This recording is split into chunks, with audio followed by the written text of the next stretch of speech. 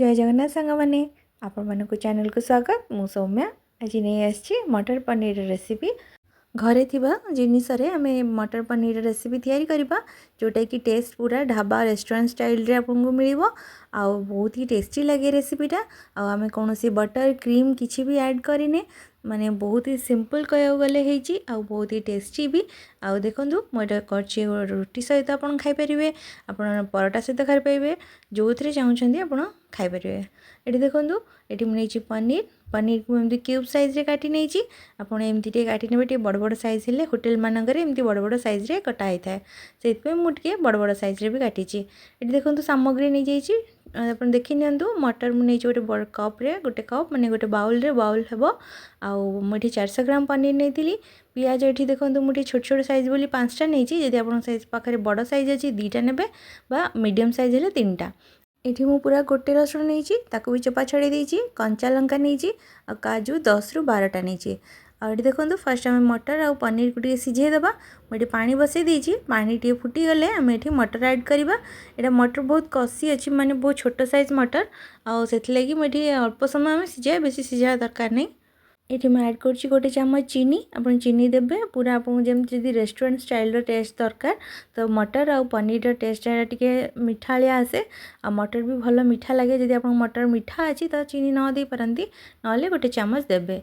आ जदि हम परफेक्ट दरकार सेमदी टेस्ट रे तो हमको मटर रे एमती चीनी देबे। आउ सेही पानी जो हम फुटै थिले मटर आ पानी सेथरे हमें पनीर भी ऐड कर दबा। एकाथरे पनीर को हमें सेथरे टिके सिझे दबा। मटर गोटे मिनिट हे गला पर आपण पनीर ऐड करिवे।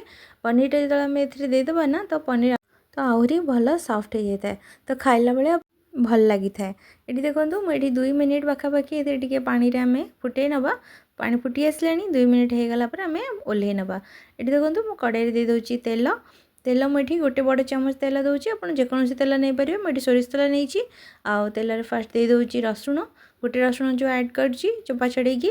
आउ एठी मु जो 4 रु 5टा छोट छोट नेथिली पियाज ताको भी दे देली। कंचा लंका आउ काजू बाकी जहाँ जहाँ हमें सब नहींचे सबको टिके रोस्ट करनबा, माने टिके भाजी नबा गोटे मिनिट पर्यंत।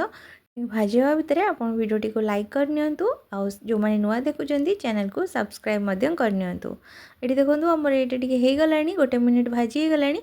एबे हमें कटा टमाटर को दे दबा। मु एठी बड़ बड़ साइज रे 2टा टमाटर नेछि, आ लाल लाल भी नेछि। ग्रेवी हमर लाल जेमती देखा जिवो। आ एठी देखंतु मको टमाटर भी देकी आकु सेमती आउरी गोटे 2 मिनिट पर्यंत टिके भाजी नबा। भाजी ने टमाटर जल्दी सॉफ्ट हो जिवो। अपन चाहिले एठी लूण भी ऐड कर देबे। मु भी लूण दे दीची जल्दी हमर टमाटर सॉफ्ट होबा पे। आउ एठी टमाटर तो सॉफ्ट होबा अपन जानि परिबे जेतबेले टमाटर रो चोपाटा छाड़ी आसीबो ना, जानिबे जे टमाटर हमर सिझी गलानी। एठी टिके टाइम लागिवो, सेत लागि मु एठी पानी ऐड कर दोची, जल्दी हे जिवो। आउ एठी टिके पानी देके हमें सेमती 2 रु 3 मिनिट ढांकुणी घोड़ेकी गोटे सिझे दबा।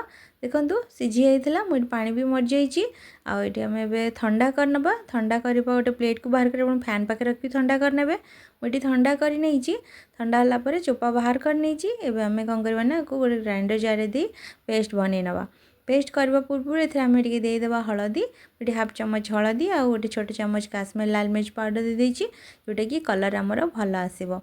एठी देखंतु पेस्ट हमर हे येछि। एबे चलंतु हमें मसला को कसी नबा। एठी दे देछि मु 2 बड़ चम्मच तेल। आ ऑलरेडी हमर मसला सिझी तो अच्छी, माने कसी अल्प टे कसिले भी हेजो, बेसी कसिबा दरकार नै। एठी तेल रे मु दे देली गोटे चम्मच चिकन मसला। आ एठी धनिया पाउडर गोटे चम्मच। आ एबे गैस को अपन पूरा सिम रखी, जे मसला न पोड़ी जाए। टिके माने हल्का टिके हे गला परे आमे एठी कोन करबा ना जो पेस्ट करथिले ताको दे देबा। मु एठी चिकन मसला ऐड करछि, अपन चाहिले पनीर मसला भी दे परिबे। आ एठी किचन किंग भी दे परिबे। मु एठी किंतु चिकन मसला देछि, मते चिकन मसला रो जो फ्लेवरटा भल लागे सेथ लागि मु एटा देछि। एटा त हमें मसला देले, मसला देके आकु ढांकुणी घोड़े देबा। कने बहुत छिटके ना ए जो हम जो ग्रेवीटा जो बनाओ माने ग्राइंडिंग करिके बहुत माने ऊपर को माने छिटके, सेथ लागि अपन ढांकुणी घोड़े की ही करिवे। एठी देखंतु मको मिसै नउची। हम एथरे टिके पानी ऐड करबा। आ टिके तो मसला हमें कसी नहीं जे, टिके पानी दे देबा। माने मुसे ग्राइंडर जार रो मसला पानीटा दे दोची।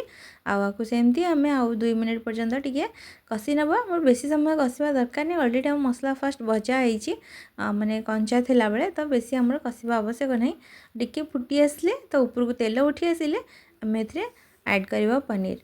ये देखो उपरकू तेल उठी आसी आम मिसई ना भल से मसला को ताने आम मसला पूरा हो आसला तेल छाड़ा ना मसलू एवं आम जो मटर आ पनीर को रखी आम अलग कर नवा माने जो पानी रू अलग करनवा से पानी आम दबानी पानी रू अलग कर छाणिकी ऐड करवा देखो मुझे देदेली छाणिकी एबे आम भलसे मिक्स करनवा देखिले तो केते शीघ्र आ बहुत ही जल्दी आ बहुत ही कम जिनस बहुत ही टेस्टी रेसिपी पूरा रेडी आपन जदि बहुत जल्दी रे भी थिबे हठात जदि के घर को आछन तो आप फटाफट ये रेसिपीटा भी करके दे परिबे बहुत ही भल लगे खाया पे आ बेसी सामग्री भी दरकार नहीं जदि आपन क्रीमी टेक्सचर चाहउचंती तो आपन क्षीर सर भी दे परिबे नाले अमूल भी दे परिबे मो सब किछि दउनी कना ऑलरेडी काजू देइची आ एमती रे बहुत भल लगे एठी देखंतु मो टिके पानी कम थिला पानी दे देली पनीर पकेबा गोटे रु 2 मिनिट पर्यंत आउ टिके आमे आकु ढांकुणी घोड़ेकी टिके फुटे नबा कहीं पनीर टिके मसला को ऑब्जर्व करबो ना नले टेस्ट आसीबनी पनीर